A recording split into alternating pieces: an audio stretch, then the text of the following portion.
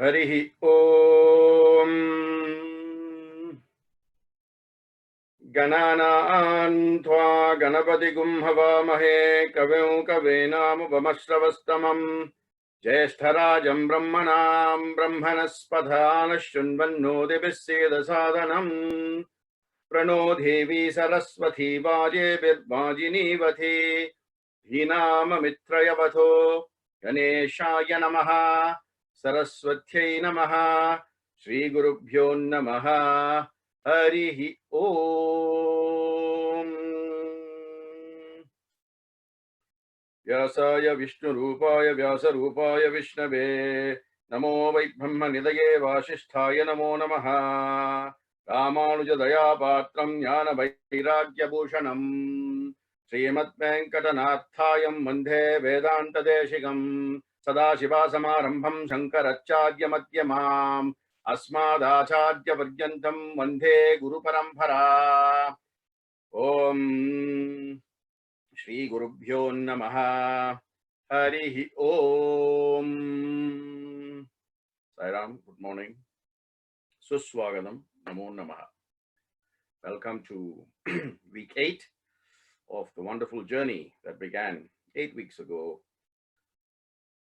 We are trotting into the field of a different level of consciousness in order to bring us back on the right track so that the remainder of the journey can be done for the purpose to achieve those purposes that we were created for. So, Bhaja Govindam, Bhaja Govindam, Govindam, Bhaja Mudamate, Samprapte Sanihite Kale, Nahi Nahi Rakshati Dukril Karane, Muda Jahi Hidanagama Trishnam, Guru Sadbuddhyo Manasi Vitrishnam, Yalla Bashe Nija Karmo Patam, Vittam Tena Vinodaya Chetam, Nari Sthana Bharana Videsham, Kristva Maghamohavesham, Etan Mamsavasadi Vikaram, Manasi Vichintaya Varam Varam, Nalini Dalagata Jalamati Taralam, Tatva Jivitamati Sayachaparam, Vidhi Bhyadya Bhimana Grastam, Lokam Shokam Hatam Chasamastam, Yavat Vitto Parijana Sakta, Stavan Nija Parivaro Rakta, Paschat Jivati Jarjara Dehe, Prattam Kopina Prachati Gehe, Yavat Bhavano Nivasati Dehe, Tavat Prachati Kushalam Gehe, Gatavati Vayau Deha Paye, Bharya Vipyati Tasmin Kaye, Bhalastavat Kridha Sakha, Tarunastavat Taruni Sakha, Vriddhastavat Chinta Sakha, Parame Brahmane Kopina Sakha, Kate Kanta Kaste Putra,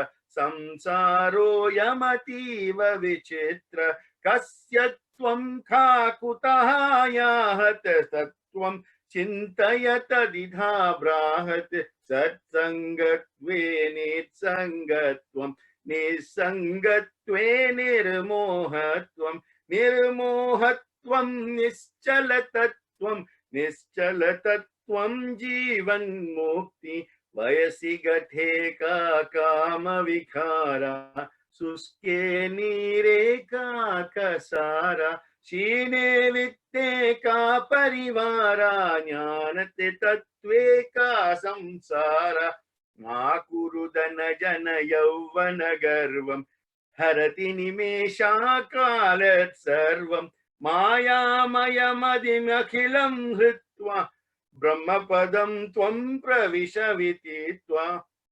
Inayaminyau Sayam Prartha, Sisiravasantau Punarayatha, Kala Kridati Gachatyayu, Tadapi Namunchatya Shavayu, Ate kanta danagata chinta vatula kim tava nasti niyanta Vijagati sajjana sangati reka bhavati bhavar navatarane nauka Jatilo mundi lunchita kesha Kashayambara bahukrita vesha Pasya napachasyati mudo Hridayanamitam bahukrita vesha Angam galitam palitam mundam Dashanavinam jatam tundam Vruddho yati gritva dhandam Tadapi namunchat yasha pindam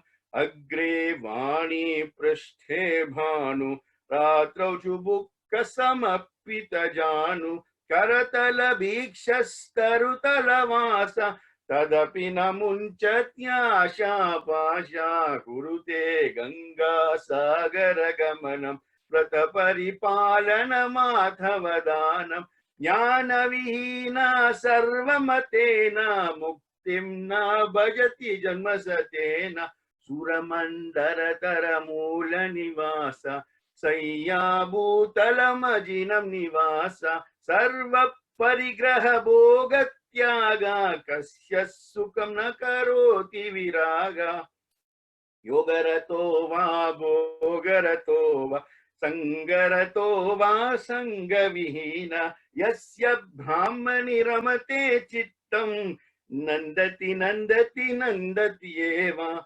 Bhagavad Gita kinchita dita Ganga jalalava kanika pita Sakradapi yena murari samarcha Kriyate tasya yamena nacharcha Punarapi jananam punarapi maranam Punarapi janani jatare shayanam Iha samsare bahudustare Kripaya pare pahi murare Ratya charpata virachita kanta Punya punya vivirjata panta Yogi yogani yojita chitto Ramate balo matava deva. So the 23rd verse, he's asking us to self-question. You know, he says, all this I've been telling you, now it come to a point where you have to raise these questions in order to check where you are, how far you have come past these 222 verses. He says, Kastoham, koham, kudayahata, kame janani, kome tataha, iti paribhavya sarvam masaram, visvyam tvaktva swapna vicharam. Beautifully said. Kastvam koham kutaha yahata kame janani kome thatha iti paribhavya sarvamasaram visvyam tvaktva sapna vicharam. Kastvam, who are you? Koham, who am I? Kutaha yahata, from where do I come? From where have you come? Kame janani, who's my mother? Kome tataha, who's my father? Ponder over this, the Acharya says. And he says, iti paribhavyaha, ponder over this. Sarvam asaram, you know, saram is essence, asaram is the opposite. Absence of essence or absence of substance. So it's unsubstantial. Look at this world as completely unsubstantial because otherwise you'll be living in this world and it will be a dream. For you, perhaps an ideal dream, but nonetheless, it is a dream. As long as you're in the dream world, you don't experience anything. Only when you come out of the dream world will you experience something. So this verse is quite important because it highlights the importance and significance of self-questioning in our lives. Because only when you ask questions, you look for the answers. So you don't ask questions, you don't get answers, you know. Typically in a class setting, in a school setting, and anywhere, if you don't ask questions, you don't get answers, right? Now, for most of us, our problem is we let others do the thinking for us and we blindly follow, right? If it is a master like him, it's a different matter. You don't even have to think. He's just telling you, do this and you do that, finish. But he can only show you the way. Even him, he can only show you the way. This is the way, go, right? If you go halfway and then you divert here, you go off at a tangent here and there, then we cannot hold him responsible. Here the master is telling us, he's urging us to contemplate and inquire into ourselves and question the value we place on the world before us, on the world around us, right? That's why he describes, iti bharibhavyaha sarvam asaram. He said, look at the world as asaram, unsubstantial, like lack of essence. Therefore, when you look at it like that, then you realize that the world is full of dreams. Swapna vicharam. Swapna is dreams. Vicharam is, inquiring. The world is born of dreams. So take a fresh look at whether you are living a dream, right? Or whether you want to dream of a living, right? The law is as you think, so you become, right? Yat mano tat manusha, yat bhavam tat bhavati. Yat chintaha tat karmanaha, right? As you think, you act. So we have unconsciously been thinking continuously of the body, mind, and intellect in that order. Body first, then mind, then only intellect. So intellect is last. So much so, because of that order in which we place the importance, we have first given credence to physical attachments, then only emotional attachments, then only going to intellectual. So three levels: physical level, emotional level, intellectual level, right? And when we do that, at a physical level, we are already completely at the mercy of the world. So how are we going to transcend from that physical level to the next level, which is mastering the emotions? Then only we can tap into the intellect, you see? Now, you don't realize that despite the body, mind, and intellect, three levels, there is a fourth level called the spirit. So forget about the spirit, because you haven't even transcended across the first two, across your body, across your mind.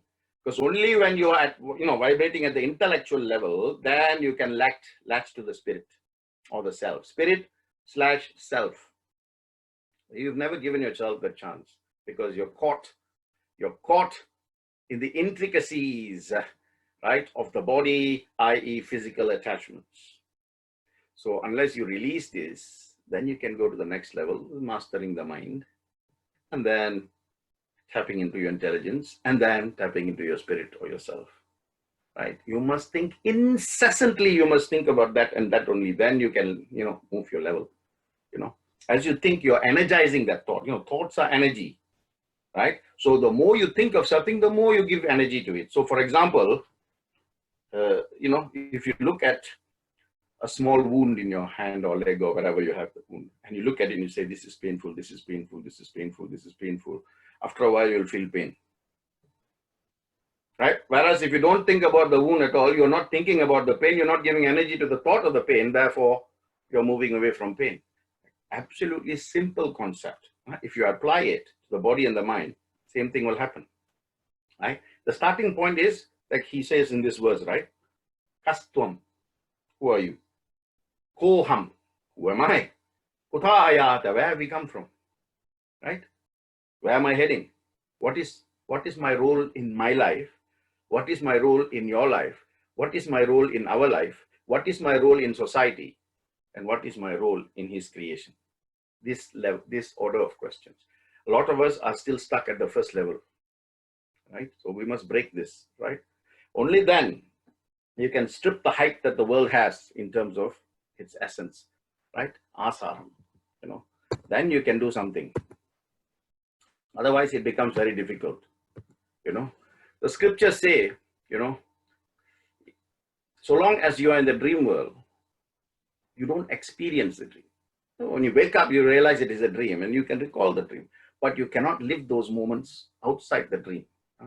So the moment you move to another plane of existence, that dream becomes a meaningless projection, isn't it? So in our waking state, why are we still in the dream stage? In our waking stage, in our stage of awakenness, why are we still living in a dream world? Right? And this is what the problem is, right? Is the dream real or the waking up real?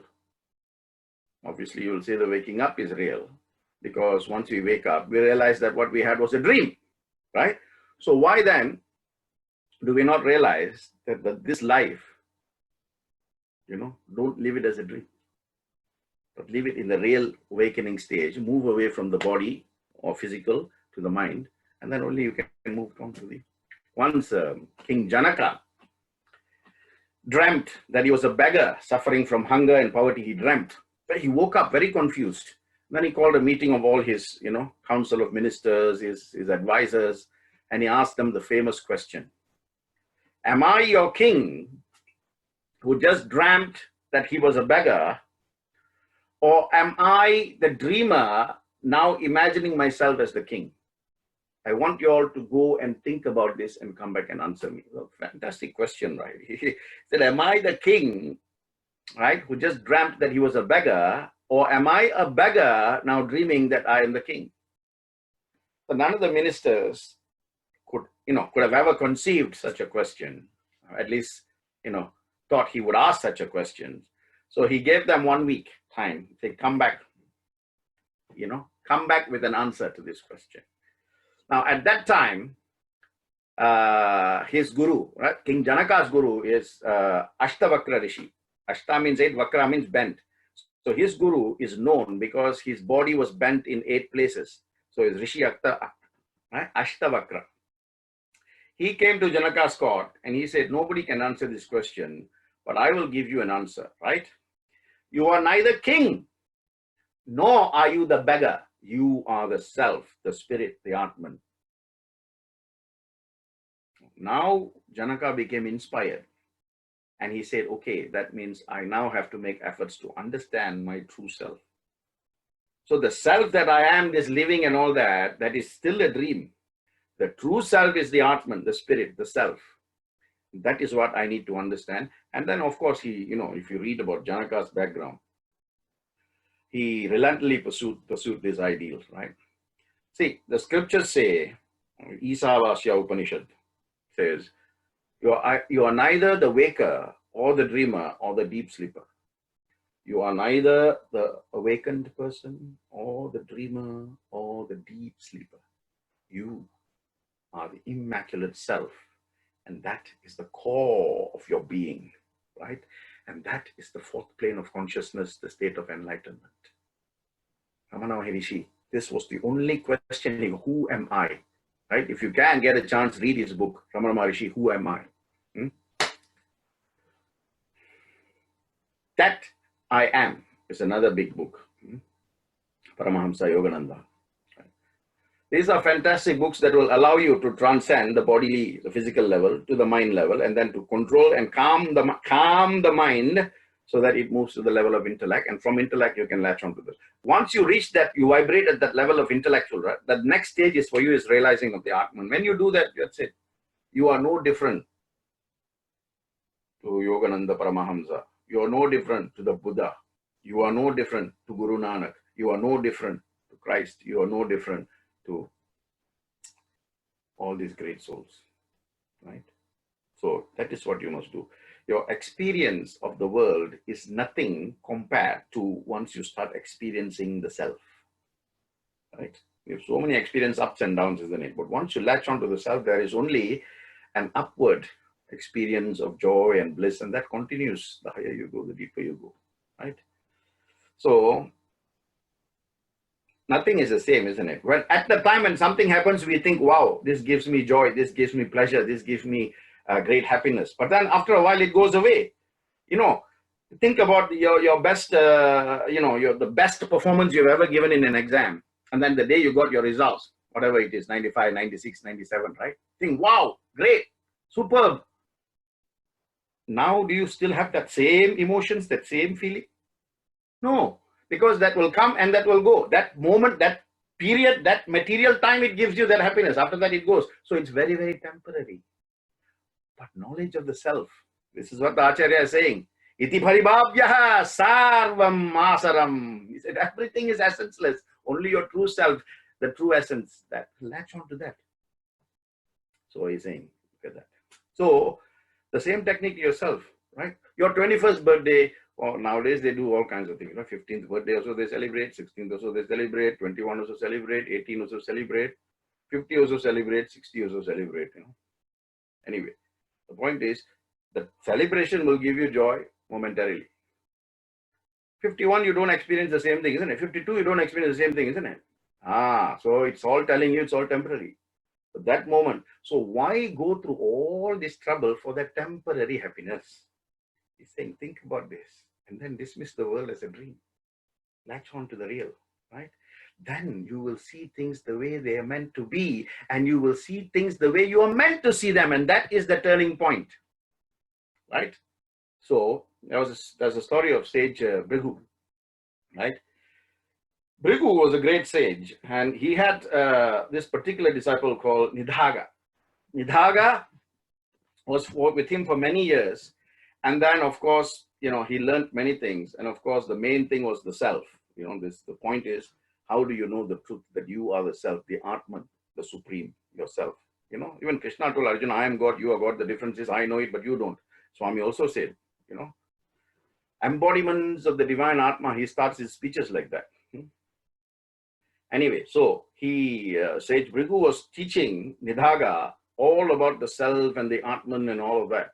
But he found that as he went deeper into the Atman of the self, Nidhaga was only focused on the physical spiritual aspects, or the ritualistic aspects. Remember I said the Karma Kanda and the Jnana Kanda, right? Bhrigu was vibrating at a Jnana Kanda level, but Nidhaga was at a Karma Kanda level. He was not making the jump from ritualistic practices to that. You must use ritualistic practices, I've always said, use this to jump and go on to the intellectual. Then only there is a balance between Karma Kandas, ritualistic practices, and Jnana Kanda, right? You cannot go straight here without first traversing this and then going there, right? So he finally said, look, if you are really not interested, then I have to let you go, right? But over the years, he has developed, a lot of love for this particular disciple, Nidhaga. So Nidhaga said, okay, master, I will go. I've learned enough. Let me go and see how I can serve society. So he went to the town. And once in a way, Sage Bhrigu will go and see him. And often he will disguise himself because he wants to see how Nidhaga is doing. If Nidhaga sees his guru, obviously he's going to do things very differently. Like pay respect, homage and all that. And he will not be doing the things that he normally does. So Bhrigu went in disguise on many occasions. On this particular occasion, he went as a village rustic, so that beyond recognition. And he saw Nidhaga waiting in the road with other people, looking at a procession passing by.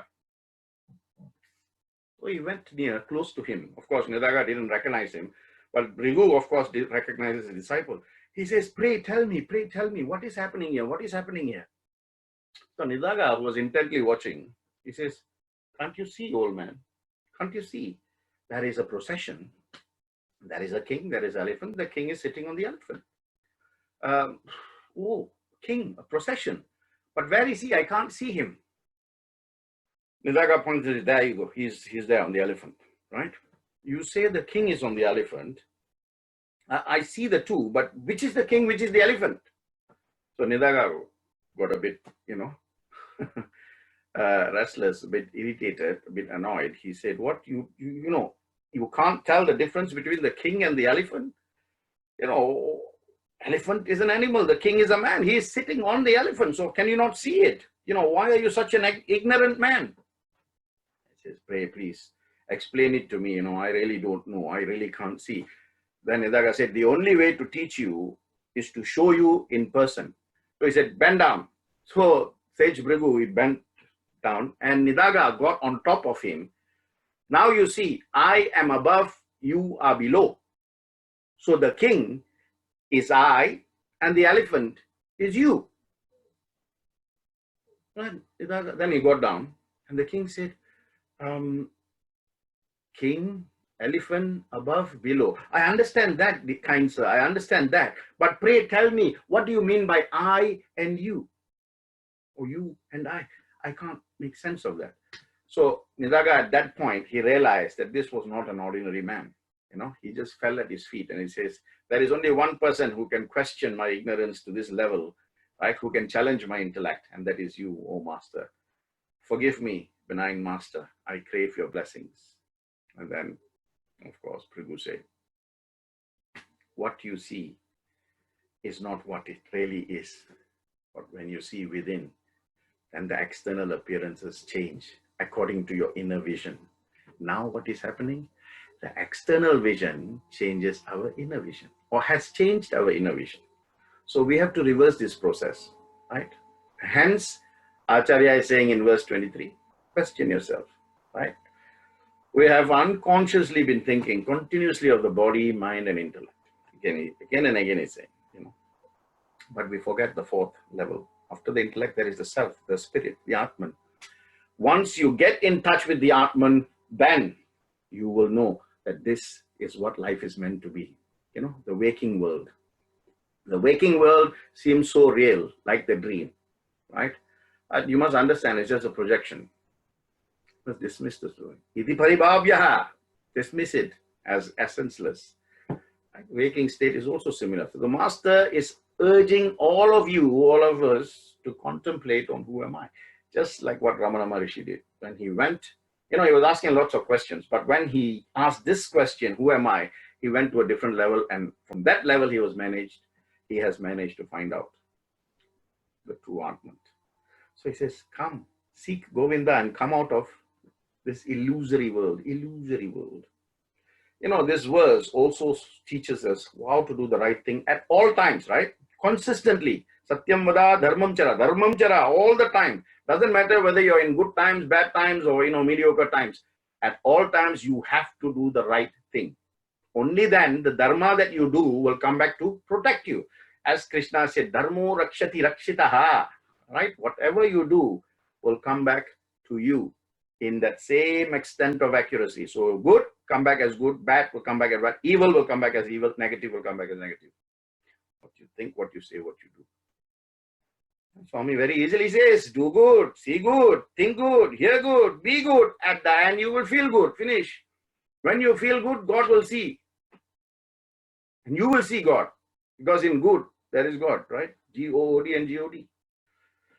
So I have to tell you that sometimes, when we are friends with people, we treat them in a different way. And then, something happens, and that friendship breaks down or sours down, or it becomes, a little cold, for want of a better word. And then we treat them differently. This is where the mind is like this, In the next verse, I'll talk more about this. But for now, I want to tell you what actually happened in one part in the Ramayana, right? So I'm going to skip to everything. Now the war is happening, right? The war is happening. Now there came a day when Rama realized that was the day his father Dasharatha passed away, right? And he needed to do the Pitru Pujas, okay?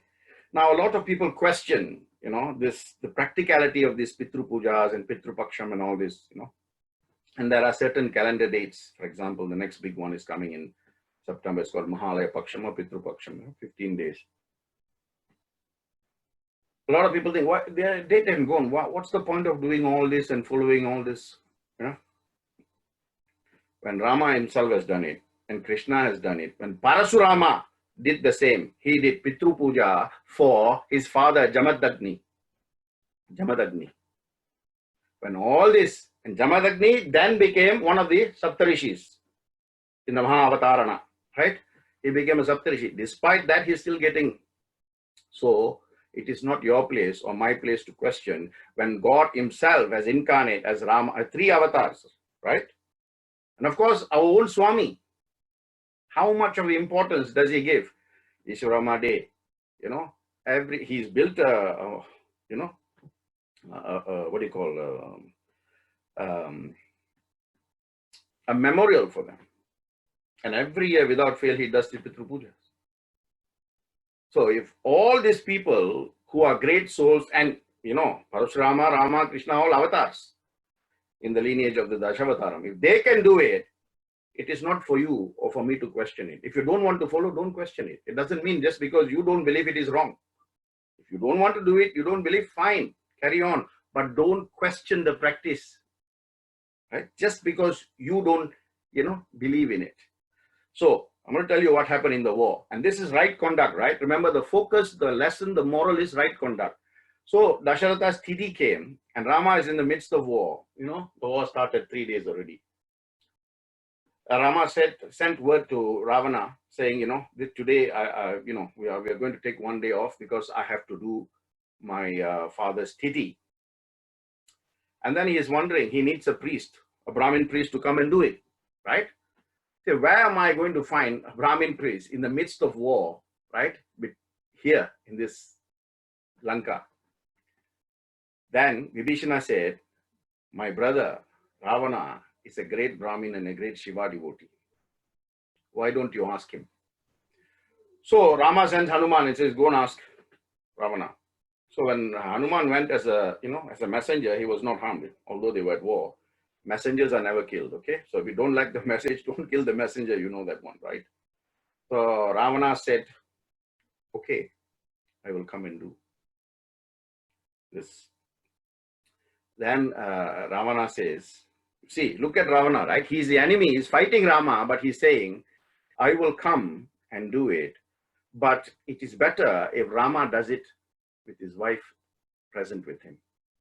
So Hanuman, you go and tell Rama, for one day, I will release Sita so that they can do this Pitru Puja together and I will facilitate the process. But after that, I must have his word that he will send Sita back. So Rama, Hanuman came back, told Rama. Rama said, of course, he has my word. And then, of course, he sent Sita, and then Ravana came, he presided over the thing, they did everything. And then in the end, typical of Brahmins, when they finish the puja and go, they'll always bless the people for whom they did the puja. So Ravana is blessing Rama, saying, Vijayi Bhavaha. Vijayi Bhava means, may you be successful in all your endeavors. He's at war. I want you to think how different you are in treating someone who was your friend and now is an enemy, or who was your friend and who's now not as close. How thoughts change. And as a result of the thoughts change, how your words change. As a result of the words change, how your mannerisms change, your behavior change, your conduct changes. Look at Ravana. He sent Sita, he did and he was blessing Rama. Sarvam Vijayi Bhavaha. And then Rama says, dear sir, you have done this puja for me. What is your dakshina? And Ravana says, I don't need any dakshina. This is a punya karya and I have done this for you. However, since you mentioned dakshina, in the last moments of my life, I would like you to be by my side. What a great, great thought. What only a great person of his caliber, right? Remember I said to you, I don't know, some weeks ago, right? There are only two people in the entire Hindu pantheon that have got the title Ishwaran. One is Ravana, Ravaneshwaran, and the other one is Shanishwaran, right? Ishwaran, greatest. So Rama says, you have my word. And then Ravana takes Sita and goes back and they continue the war. I mean, look at this. If this cannot tell you that right conduct is not circumstantial, it is consistent and constant throughout, then what else can tell you? And true enough, towards the end, at the end of the war, when Ravana was felled, Rama went and stood by his side. He told Lakshmana, come here. Just like what Krishna told Arjuna, this is Rama avatar, and then Krishna avatar, same thing happened, right? In Rama avatar, Rama calls Lakshmana and he says, go to Ravana and learn all his knowledge before his life departs him. Again, Lakshmana goes and sits beside his head waiting, right? Then Rama calls him back and he says, when you want knowledge, you sit at the feet, you bow, you submit to the intelligence of the jnani, the acharya, the guru, the teacher. Age is no matter. You submit yourself because the jnana is greater as there no age, right? Then he went and sat. Then when Ravana opened his eyes, he saw him sitting at the feet. He said, okay, this is it. This is told everything. Same thing with Krishna. Bhishmacharya, Pitama was on the bed of arrows. Krishna tells Arjuna, go. And he also tells Duryodhana, long before. But anyway, Duryodhana dies as a result of it, Pitama was there lying on the bed of arrows. So Arjuna, go and get all his knowledge. Arjuna went and sat near the head as well. Krishna calls after 3 days, Arjuna comes back and tells Krishna, Bhagavan, he's not saying anything. He opens his eyes and then he closes. He said, that's because you're sitting at his head. Go to his feet, touch his feet, and put your hand on his feet. The next day he did that, and all the knowledge was given, right? That was, towards the end of the war, and that's why you get the Vishnu Sahasranama. On the 18th day of the Mahabharata war, you get Vishnu Sahasranama. On the first day of the Mahabharata war, you got Bhagavad Gita. Two fantastic almanacs for Hindus. So that, my dear friends, is the question of how you inquire yourself as to whether you are doing the right thing at all the time, right? Rama and Ravana both practiced dharma, both stood by their duty, and they never let the war between them come in the way of doing the right thing for the right reason to the right person at the right time. One should be able to do the duty. Doesn't matter. Doing the duty does not latch itself to whether you like something or you dislike something, right? And when the duty is done perfectly, Sarvam Krishna Arpanam, finish. You cannot dislike someone, do something and say Krishna Arpanam. That means the dislike also you give it to Krishna, right? So this story should remind you whenever you have the thought of not behaving rightfully or righteously towards someone, right? There are many people like that. Something happens and then they become cold. They don't talk as normal. They don't call as normal. You can feel the difference, especially if you're vibrating at a spiritual level. Instantly, you can feel the difference. Let go and let God do the thing. But you don't treat them the same way. That is the key, right? A lot of people say, but why should I when they are doing it to me? Because you are different, they are different. You want to become spiritual, isn't it? Then this is the way for you. It's up to them. Their journey is their journey. Your journey is your journey. Now, again, on this Pitru Paksha thing, right? Praying to your forefathers, your ancestors. If you think it is only peculiar to India, then you are sorely mistaken. You are sorely mistaken, because I can tell you about 20 countries who've got the same practice. Right? For example, if you take, in India, it's known as Shraddham or Pitru Paksh, right? Mainly for Amavas, we do this. But in Africa, it's called Woduna, right? In Mexico, it is called Dia de los Muertos, Dia de los Muertos. And then, of course, in Catholicism, they have this canonization and this veneration of saints and all that. Same thing, veneration of saints. In China, it's called Qi ceremony, right? In Europe, it's called megalithic tombs. And then in Cambodia, the practice is called Po Chum Ben. You have in Japan, the Shintoism in Japan. They have got the Shinto rites specific to ancestors. In Korea, it's called Chushuk. And of course, in Wales, it's called Calengaif, right? In Scotland, it's called Samhain. So I can go on giving you things, right?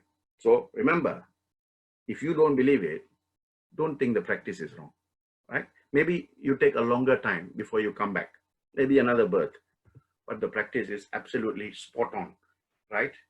If anybody asks you, say, go and ask Parasurama because he did it for his father. Go and ask Rama. In the war, he stopped the war and he did it for his father. Krishna, once he was talking to Draupadi, he rushed off without saying goodbye. Next day, Draupadi asked him why, and he says, sorry, I had to go and do, Pitru Puja for my father. Swami, so many times, he said, never fail in your duties. Right? In fact, Swami has said it, in Prashanti, he said it on the in the Makara Sankranti in 2008. Makara Sankranti in 2008, Swami has said this. He said, your father, your mother, ancestors, they are gods. Worship them as gods. Matru Devo Baba, Pitru Devo Baba, Acharya Devo, Aditya Devo Baba. Where is God in that equation? There is no God. So pray to these people because they can take you, right? Without them, you won't be here. Without you, your children won't be here. So it is only what you do for your ancestors will your descendants do for you. And it's just a show of gratitude. That's all. Like farmers for Lori and for Pongal and for all these, practices, you give thanks, isn't it? In the same way. So that is 23, right? Self-inquiry and right conduct throughout.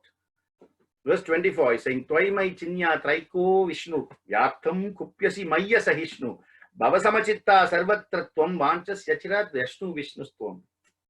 He's saying, Tvai chanya traiko Vishnu vyartham kupyasi maya sahishnu bhava samachitta sarvatratvam vanchas yachirat yadi Vishnustvam.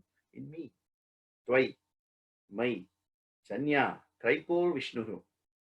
That means that one pervading force, Vishnu, is in me, is in you, is in everything. So when you direct your anger to me, when you direct your thoughts to me, when you direct your words to me, when you direct your feelings to me, remember that same God is in me. So why don't you only direct love towards me? Your anger, impatience, and all your Ashta qualities are meaningless. That's why the third line is saying, Bhava Samachitta, always have this equanimity. If you wish to attain the status of Vishnu, then you must have equanimity. That's what he's saying. Vanchas yajirat yadi Vishnustvam. When you have that equanimity in everything you think, in everything you say, in everything you do, then you will attain Vishnuhood. Yadi Vishnustvam, So the value is again truth and love. Truth and love. Truth and love. Because if you give hate will come back. You know that. I've been telling you this for the last 8 weeks and even before in my speeches, right? So why do you give hate? Why do you give, unhappiness? Why do you give these thoughts that create all this? Here, the master, in his magnanimity of thought, he is telling you the existence of that one truth. Ekam Sat, Ek Onkar Satnam Karta Purak. We say this, right? La ilaha illallah wa ashhadu anna Muhammadan Rasulallah. He's saying there is only one God and Muhammad is his prophet. Same thing. No one goes through my Father except through me, Christ. All the religions have said that. And we say it too, on the basis of multi-faith we say it, but we don't have the depth of faith in our own faith. So please, don't go down the road of multi-faith, right? When you have faith in your own faith, then you will have faith in the faith of others. That is the faith that you have to develop, right? The goal of any spiritual path is the pursuit of the ultimate truth. And in 23, he's already said the ultimate truth is the fourth level, body, mind, intellect, spirit, Atman. So that is the truth you should be looking for, right? You see how beautifully, right? Shankaracharya was Lord Shiva, right? But he was only singing praises to Lord Vishnu. Vedavyasa was Vishnu avatar, but he was only singing praises to Lord Shiva. Of course, they've done, for Vishnu as well. But look at the opposites. That because the truth is one. Truth is one, right? Yesterday, I got a question. Somebody asked me, how can you meditate on the formless? I said, you cannot. If you cannot meditate on the form first, forget about the formless. Because the sky is formless. Can you tell the beginning and the end of the sky? You can't. So you have to use the form in order to get to the formless. So why you straight want to go into the formless? You need the form. You need this Satguna in order to go to the Nitguna. So that's the truth, right? Only through the form you can go to the formless. Anyway, so man is still, despite all this information, right, there is very little transformation because he is still latched onto the body level, the physical level, right? You see, it's like, what is this? It's like gold, gold. It comes to you in a bangle, it comes like a ring, it comes like a bracelet, it comes like a chain. It can come in different, the armband, leg band, anklet, all this can come in gold. But to the goldsmith, he is not interested in the shape or the form. He is interested in the quality of the gold. Because whatever you give him, he's going to bring it down to gold. That is solid gold, right? Then, of course, you make all these different things, right? So we are focusing on the different forms, different shapes, different sizes, different color, but God is saying, you are gold. Give me that gold. Don't give me a pair of bangles because I'm looking at the gold. Don't give me a chain. I'm looking at the gold. Don't give me anklet. I'm looking at the gold. He's the goldsmith. He's not interested in shapes or forms. Like that, you see, the first step, therefore, right, you need to be in a state of coma. And this is my acronym for you today. COMA. What is COMA? Calmness of mind always. COMA. Calmness of mind always. Always, at all times, right? Only then you can take charge of your personality. Because it is the mind that plays games with you, right? And the constant mistake that we make. You know, the grandeur of human being is the ability to feel deep emotions but never get swayed by them. That is the ability we have, but we don't exercise that ability properly because we get swayed by them and we are caught in that level. Our problem is we are either dry of emotions or we are completely affected by these emotions. But what Shankara is saying, you have to experience the state where you feel the intensity of the emotions without getting toppled by them. This is what he's saying. A realized soul. So when you lash the fourth level, the Atman, he's saying, one who can feel so deeply, so subtly emotions and thoughts without being affected by that. That's why he's saying the fourth line. Sarvatratvam yati vishnustvam. When you can come to that level of calmness of mind all the time, then your mind is calmed. You know, how and when can you see your reflection in water? Only when it is still, you can see your exact reflection.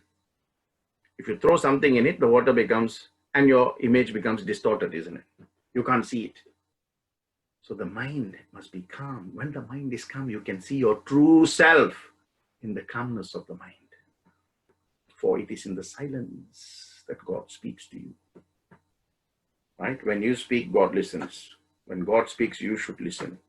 When you believe, God works. Okay? So don't worry too much about the shapes or the forms. You are gold, you are diamond, right?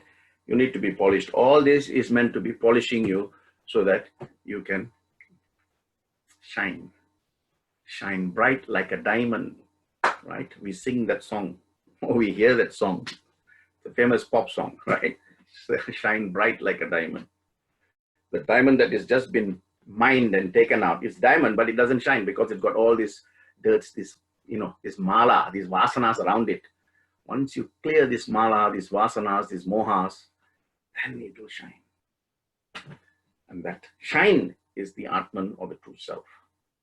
That means the calmness of the mind, right? That means at all times, the mind is calm. When the mind is calm, it can think, speak, act rationally. And that is what you want. That is what you want.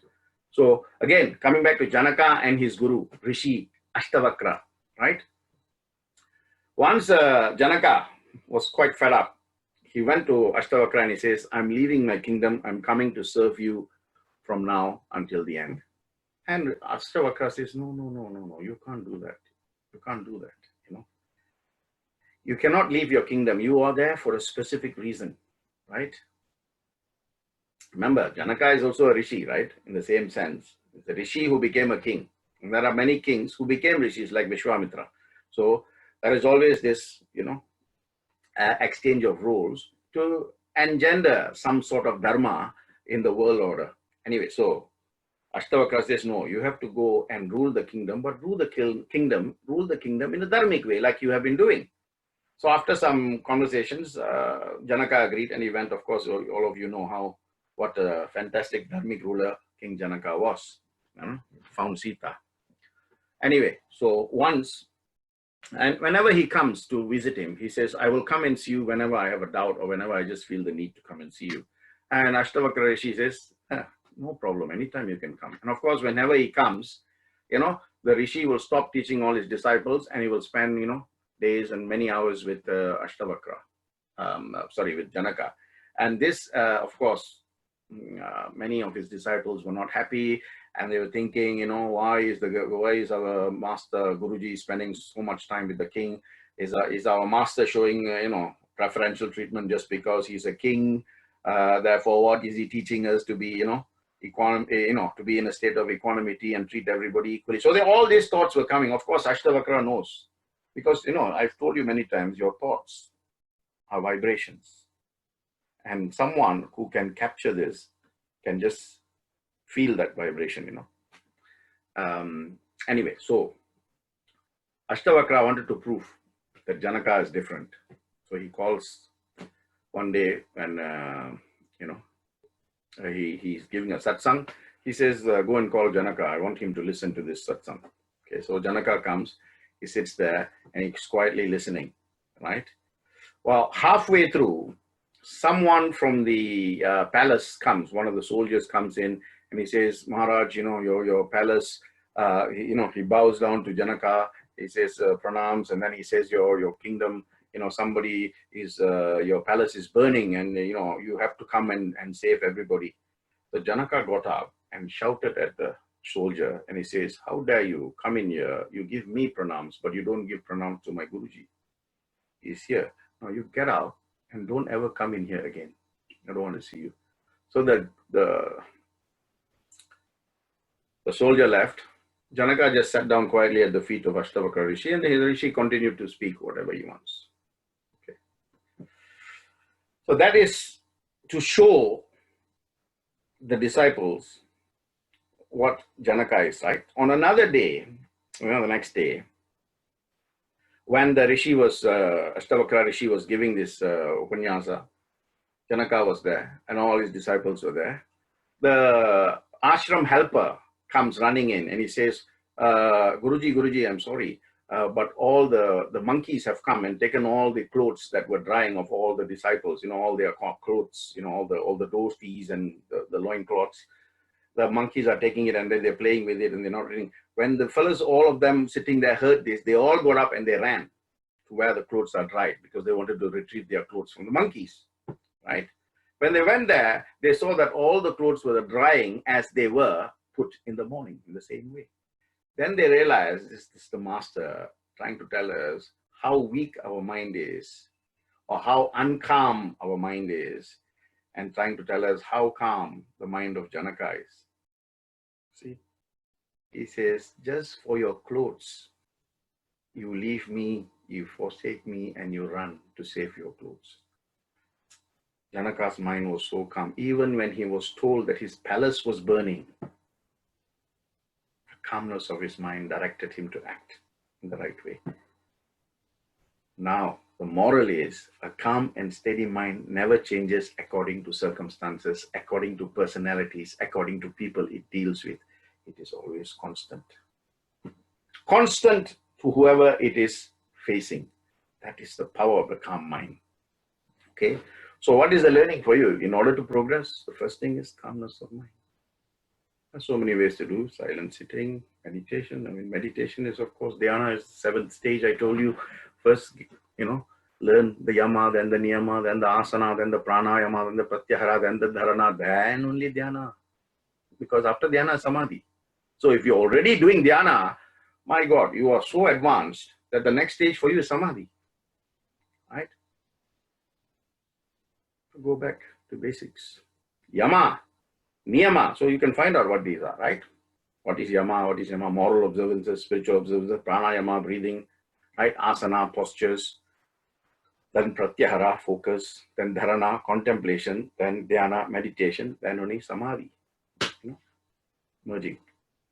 So let me tell you how you start, because everybody has a chance. Remember, every saint has a past and every sinner a future, right? Very simple. So tell you a story about a man called Karl, right? So Karl was, you know, he was a gardener and he was very old. He was in his 60s, you know, late 60s.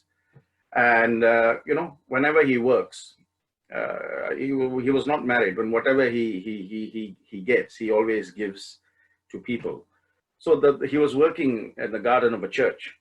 Well, church, There were some gangs in working around. So this gang, 2 or 3 fellows always will come and, rough him up and take his wallet and all of that. And Carl will always say, take whatever you need. They'll push him about, push him around, and he'll say, can I get you a drink before you go? And, it's just unbelievable, right? But these people do exist. Why we find it hard to believe? Because the majority out there are not like this. The absolute minority are like that. So they do exist, right? So lots of potential for a career in this path, right? All other careers are saturated, right? But being a good human being, that is a career that has got full potential, no competition, right? And you don't need references. Anyway, so this leader, one day, after 2 or 3 times messing about with Carl, he came back one day and he says, here's your wallet, I didn't take anything. I was just thinking that despite, we are young and you are old, but still, you never said anything, you never fought back. Instead, you still wanted to give us water, or you asked if you want tea or coffee. I mean, I find that very difficult to accept. So something is telling me inside, this is a gangster, the leader of the gangster, right? He is telling Carl, right? I cannot take this. Something inside me, you see, so that goodness is in everybody. Duryodhana, going back to Mahabharata, right? Duryodhana is a perfect gentleman, but he became influenced. His mind became influenced because of Saguni, right? Same way, Kaikeyi was the most favorite of all. To her was Rama, not even Bharata, but Mandodari, right? When you let your mind become a workshop for other people to work on, this will be the result. So these things are here to show us, Anyway, so coming back, the gangster said, I can't take this, right? Take it back. So, he never came back after that, and he forbade all his gangsters to come and Carl. So, but Carl died that summer, right? Carl dies that summer, and then this guy goes for Carl's service at the church. The priest, the father there says a lot of nice things to him, not nice things about Carl in the congregation. And then he says at the end, we cannot replace Carl, but the church still needs a gardener. So I'm going to put the advertisement out. If you know of anybody, please let us know. So a few days later, they got an application. Guess who? It was the leader of the gangster who wanted to do Carl's job. And of course, he came to see the father and all that. The father found out who he was and said, okay, God has brought you here. That means he wants you to change your ways, and we will offer you that opportunity. So he became,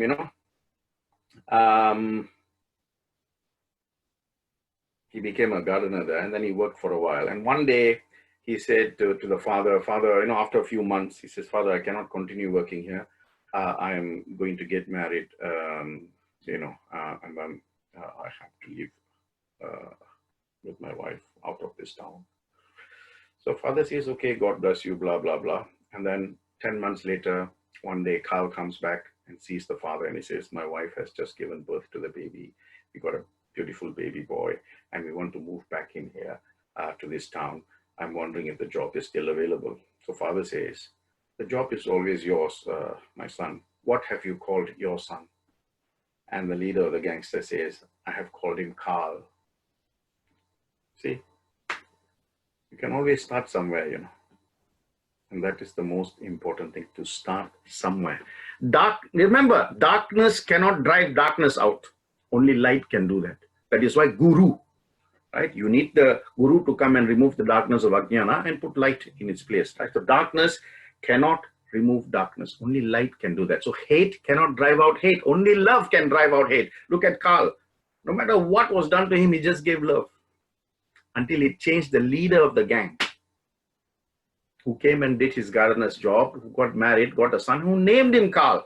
That is the depth of impact that goodness and love can do, right? So, embodiments of divine love, Prema Swarupas, Swami says. So, of course you can, Equanimity arises when we accept things the way they are. Dalai Lama said that. Fantastic, So And one of my favorite sayings is Ramana Maharishi. He says, you make the mistake of thinking that you are negative, have dark thoughts, you are evil. No, your true self is pure. When you were born, that purity was there. But as you're growing up, you attract all these thoughts and vasanas and desires and all that you forget your true self and you live on the outer self. And that's why you think you are negative, you are not positive, you are evil, you are all this. So go back to the true self and you will know who you really are. Ramana Maharishi. Right? So the last verse for today, verse 25, right? Again, here he's telling you, continuity. Remember I said, Chaturdasha Manjarika Stotram, right? So they're all connected. 23 is connected to 24, 24 is connected to 25. Of course, they're all connected to one another. He's saying, Shatrau, Mitre, Putre, Bhagdau, Ma Kuru Yatnam, Vigraha Sandhau, Sarvas Binnapi, Pasyatmanam, Sarvatrot Saja Veda Jnanam.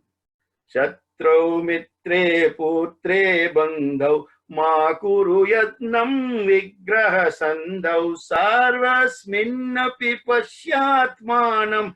Sarvatrot saja Veda Jnanam. Right conduct, truth, clarity of thought, surrender, and wisdom. This is the fantastic message of this verse. He's telling you have 4 different types of relationships. Shatru, Mitre, Putre, Bandhau. Shatru is enemy. Putre is son or daughter, right? Bandhau. Or Mitre is friends. Bandhav is relatives. 4 types of relationship. And you're either attached to them, you are in league with them, or you're inimical to them. You're hostile towards them. And this equation is not constant, it shifts. You remember, just now I was saying, suddenly your friend is no longer the friend that he or she was, or family, the family is not the same. You can feel the coldness. What? When someone calls you all the time, calls and wishes you for your birthday, all these things, and then suddenly they stop doing, and you're wondering why, right? And they don't come and talk to you about it. But that does not mean you must behave in the same way to them. That's why he's saying this beautifully. He's saying Shatru, Putre, Mitre, Bandhav. These 4 are not constant. The equation is different because we change according to how they are with us, right? It shifts according to whether they cater for us in the way we look to them to cater for us, right?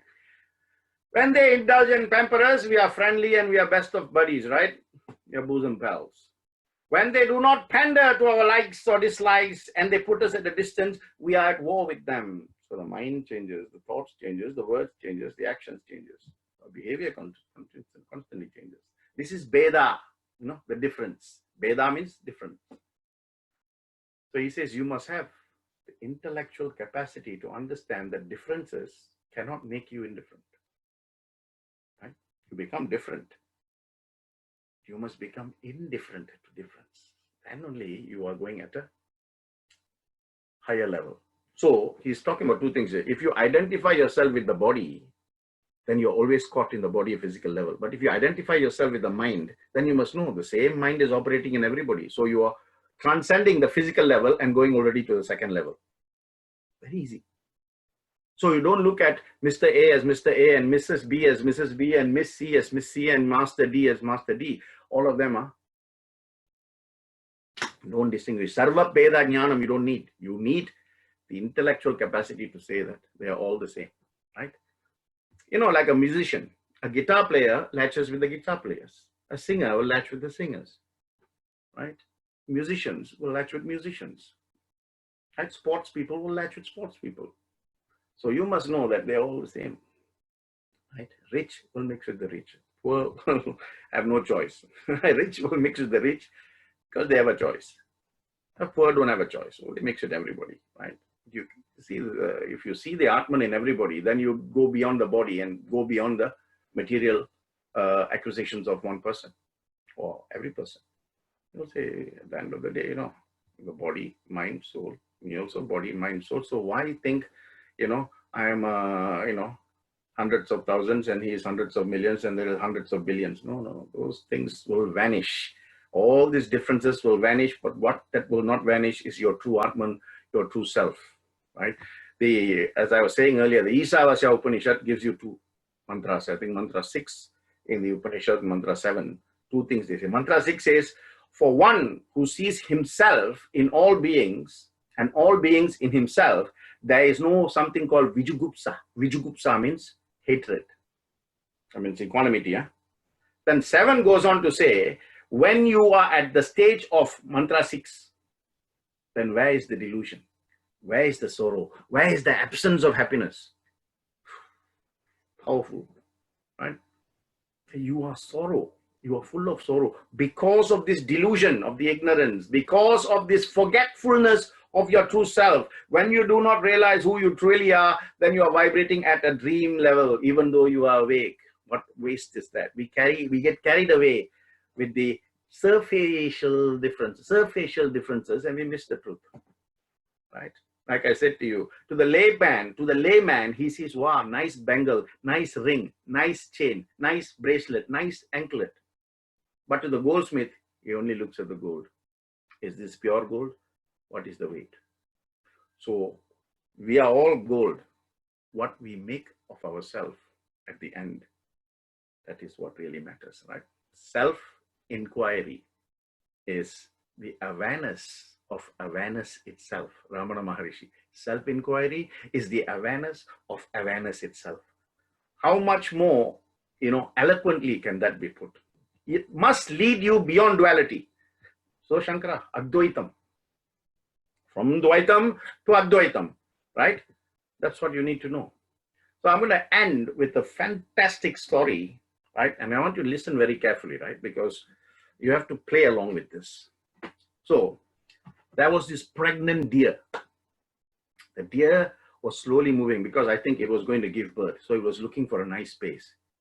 And then finally, it thought, I have to rest somewhere to give birth to my fawn.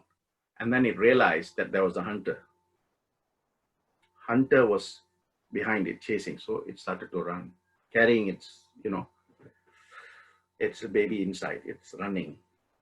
So it tried to turn left, and then it saw there was a lion coming that way. So obviously it cannot run towards the lion, right?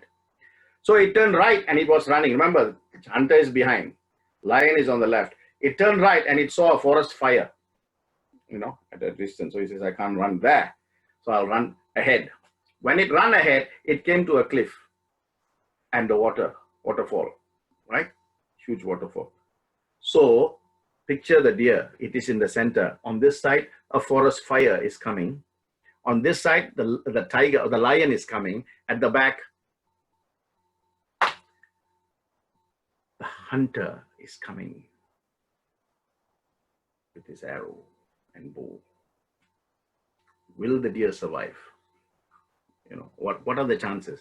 Sometimes we are like the pregnant deer. We are pregnant with all our problems, and we find that this is chasing us here, this is pushing us here, this is pushing us there. Where do I go? Whither do I head? So what do you think? This is what I said earlier, right? When I began with verse 25, I said clarity of thought, surrender. What do you think will happen? I mean, there is only certainty of death. Either the deer and its fawn, unborn fawn, dies at the hands of the hunter, or if it escapes the hunter, the lion will come and say, oh, there is a beautiful meal waiting, buy one, get one free. Or even if it escapes both the hunter and the lion, the forest fire will take. Nothing else, it jumps and of course it ends its life. What will happen? The focus of the deer. That's what you should be thinking about, right? So what happened? Let me tell you what happened, right?